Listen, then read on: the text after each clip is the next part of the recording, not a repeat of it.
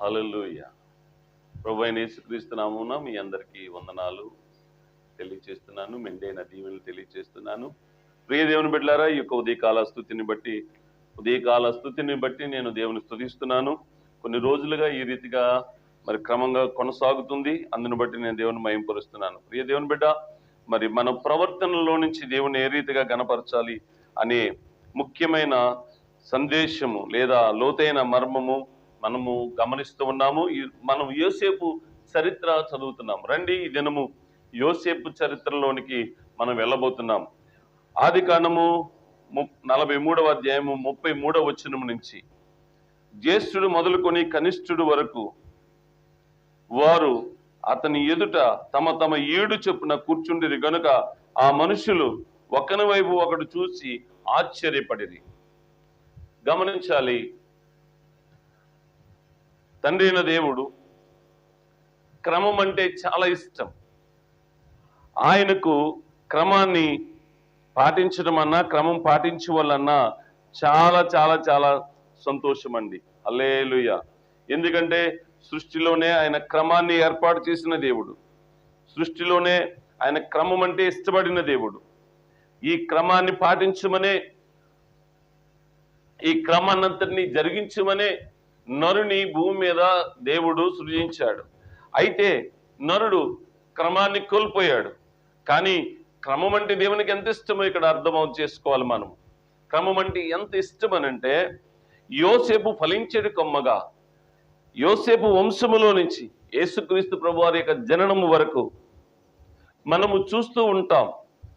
అయితే యేసుక్రీస్తు ప్రభువారి జననం అంటే మళ్ళా ఆయన దేవుడు అంటున్నారు, జననం అంటున్నారు అంటే అదే ఒక పెద్ద ట్రాఫిక్ అయిపోయింది. అయినా అదంతా అందరికీ తెలిసే వాదనలు చేస్తున్నారు. ఆ వాదనలు మనకు దూరంగా ఉందుముగాక.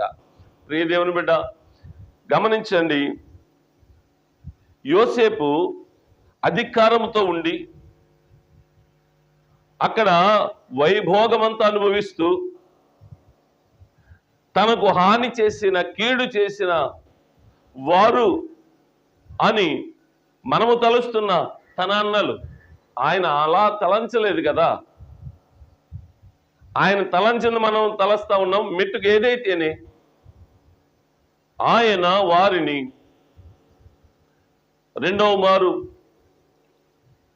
మరలా ఆహారం కోసం వచ్చినప్పుడు, ఈ ఆహారమును వారు కొనబోయినప్పుడు అన్ని రకాలైనటువంటి ఆర్డర్స్ పాస్ చేసేసినటువంటి యోసేపు, వారికి ఎలా ఇవ్వాలో ఏం చేయాలో అని అన్ని ఆలోచించిన యోసేపు చివరికి ఏం చేశాడనంటే భోజనానికి రమ్మని పిలిచాడు. ఈ భోజనం ఎక్కడంటే వారింటిలో, యోసేపు ఇంటిలో భోజనం.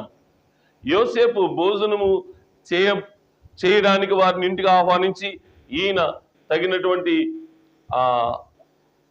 పరిపాలన నిమిత్తం వెళ్ళి ఇంటికి వచ్చి కాలు కట్టుకుని లోపలికి వచ్చి వారికి భోజనం వడ్డించమని చెప్పాడు.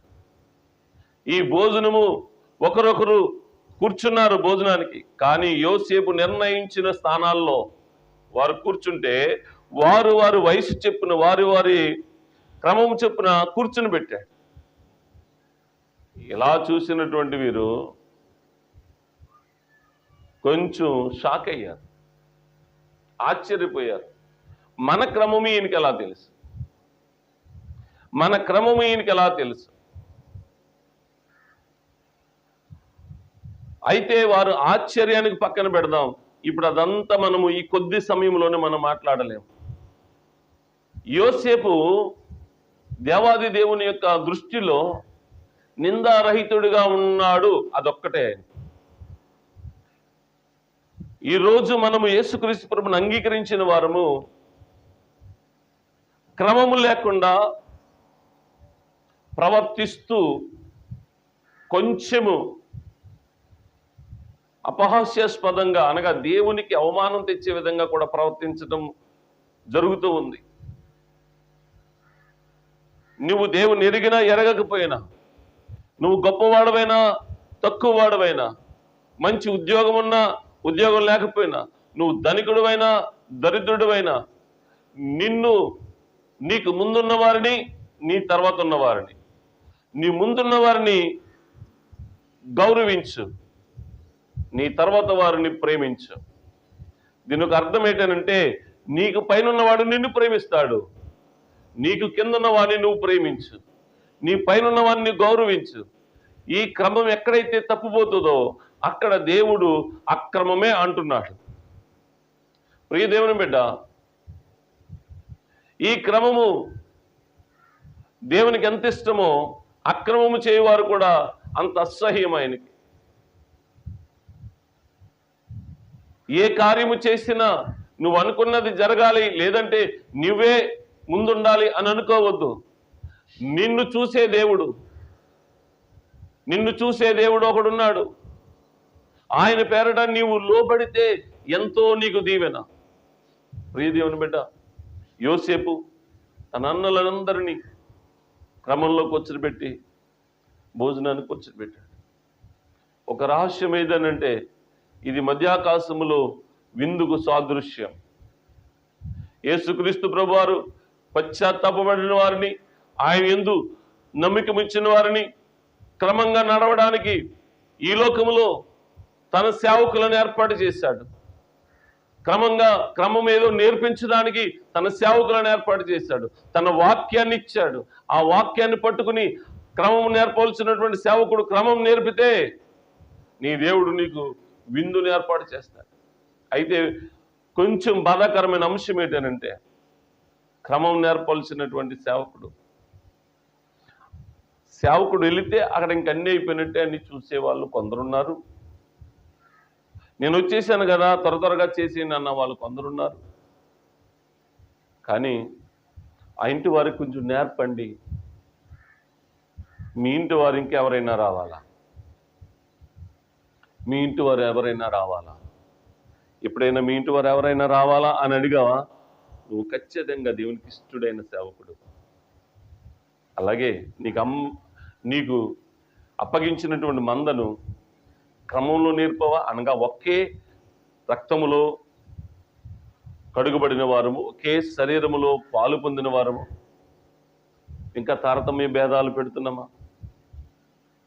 ఈ తారతమ్య భేదాలు పెడుతూ ఈ కుల వ్యవస్థ, సేవకుడు ఒక్క మాట వినండి, లేదా విశ్వాసి ఒక మాట విను, నువ్వు వద్దన్నా అవునన్నా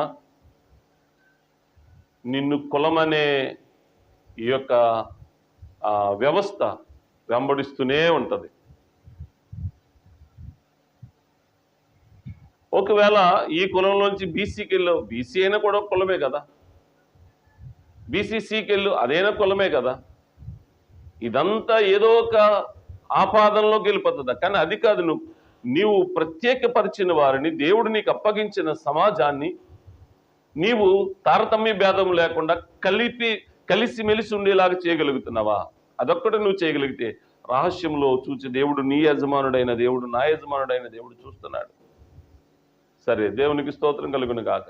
ఈ కుల వ్యవస్థ ఎంత దారుణమైనదంటే, నిన్నటి దినాన్ని చూశాను. చెన్నై ప్రాంతంలో ఒక బుల్లెట్ వేసుకుని ఒక దళిత యువకుడు కాలేజీకి వెళ్తే అగ్రవర్ణాల వారు 10 మంది వారి ఇంటికి వెళ్ళి, మా ఎదుట బుల్లెట్ వేసుకుని నడుస్తావా అని వారి చేతులు తీసేశారని విన్నాం. ఎంత దౌర్భాగ్యం!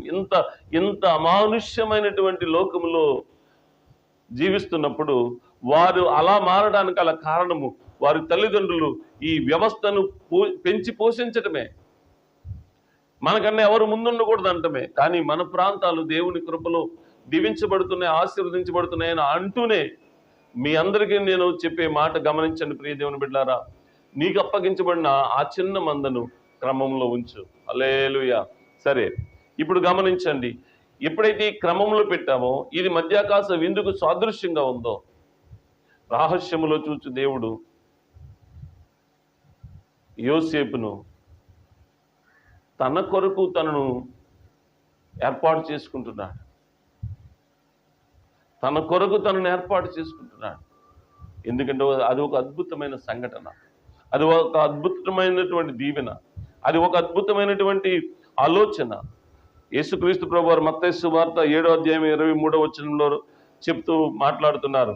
అంత్య దినములలో అక్రమం విస్తరిస్తుందట. అక్రమం చేయడం వలన జనుల ప్రేమ లేకుండా పోతుందట. మత్తయి సువార్త 24:12 కూడా అక్రమం విస్తరించటం అంటే దేవాది దేవుడు మనలను క్రమమైనటువంటి రీతిలో చేశాడు. క్రమాన్ని నేర్పే మన మనస్సు మారాలి అంటాడు. మనస్సు మారడం అంటే ఏంటో తెలుసా? దేవుడు నిర్ణయించినటువంటి సృష్టికి విరోధంగా ఆలోచింపచేసిన సాతానును ఎదిరించి మరలా తిరిగి ఆయన వైపుకు రావటం. ఎప్పుడైతే ఆయన వైపుకు తిరిగామో మనం క్రమాన్ని పాటించిన వారం అవుతాం. ఎప్పుడైతే క్రమాన్ని పాటించిన వారమో రహస్యమందు చూచు దేవుడు మనకు తోడుగా ఉంటాడు. ప్రియ దేవుని బిడ్డ, గమనించి గమనించి గమనించి ఈ ఉదయకాల సమయంలో మారు మనస్సు అంటే ఇదేనండి. క్రైస్తవ్యం మారు మనస్సు అంటే క్రైస్తవ మతాన్ని ప్రచారం చేస్తున్నారని చాలామంది చాలా రకాలైనటువంటి నిందలు వేస్తున్నారు, మారణకాండ చేస్తున్నారు. గమనించండి ప్రియ దేవుని బిడ్డ, క్రైస్తవుడు ఎవడు అలా చేయట్లేదు. దేవుడు ఏ రీతిగా నిన్ను నిర్మించాడో, నిన్ను సృజించాడో, సాతాను నిన్ను ఏ రీతిగా ఆ ట్రాక్లోంచి తప్పించి అక్రమమైన మార్గములో ద్వేషం, పగ, కోపం, కక్ష ఇలాంటివన్నిటినీ పెట్టి మనిషికి విషబీజాలను నూరు పోశాడో దానిలో నుండి తిరిగి బయటికి తీసుకురావడమే యేసుక్రీస్తు ప్రభు చేసినటువంటి కార్యం. తిరిగి క్రమపరిచాడు మనలను. ఆ క్రమాన్ని మనము వెంబడించడం కోసము ఆ క్రమాన్ని ప్రకటిస్తే చాలు. ఇది మతము అని చెప్పి ఎంతో క్రూరంగా చేస్తున్నారు, మార్చేస్తున్నారు, మతం అంటున్నారు. అయ్యా, ఒక మనిషిని క్రమంలో పెడుతున్నాం. నిజమైన అక్రమం ఏదో తెలుసా? ఒక మనిషి చంపితే అక్రమం. అది దేవుని ఎదుట సహించరాని పాపం. ఆ పాపము ఒడిగట్టుకుంటున్నారు ఎక్కువ మంది క్రైస్తవ ప్రజలను హింసించి బాధించి. క్రైస్తవులు అంటే నిన్ను క్రమపరుస్తున్నారంటే, దట్స్ ఆల్. నీ ఇంటిలో ఉండవలసిన ప్రేమాప్యాయతలను పెంచుతున్నాడండి. నీ ఇంటిలో ఒక మూర్ఖుడైన వాడు తల్లిని తండ్రిని కొట్టి తిట్టి చంపి లేదంటే రకరకాలైనటువంటి వ్యసనాలకు అలవాటైపోయిన వాడు ఒక్కసారి ప్రభు దగ్గరికి రాగానే వాడు మారుతున్నాడు. మారీసారి అందరినీ గౌరవిస్తున్నాడు. అదే క్రమం అండి. ఆ క్రమాన్ని నేర్పించడానికి, ఆ క్రమాన్ని చూపించడానికి యేసు ప్రభు వారు ఈ లోకంలోనికి వచ్చారు. ఆ నమ్మిన వారందరూ అలాగే వెంబడిస్తున్నాం. కాబట్టి తప్పక అక్రమం అంటే ఏంటో రానున్న దినాల్లో ఉంటుంది.